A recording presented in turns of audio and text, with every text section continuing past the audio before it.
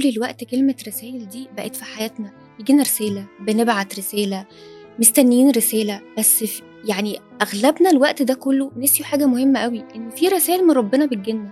أنا قريت مرة حاجة عن الصحوة الروحية والتشافي، إن ربنا بيبدأ رسايله لينا بتوضح قوي بعد فترة من التشافي. لازم أكون مستعدة اللي أنا أستقبل رسائل ربنا. بمعنى إيه؟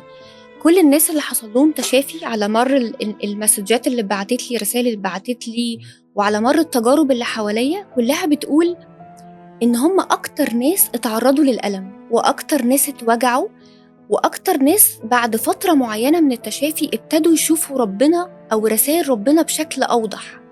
ده معناه إن ربنا دايما بيجهزنا بعد فترة من الألم والصعوبات عشان يخلينا شخص أقوى، يقدر يستقبل الرسائل بتاعته بشكل أوضح.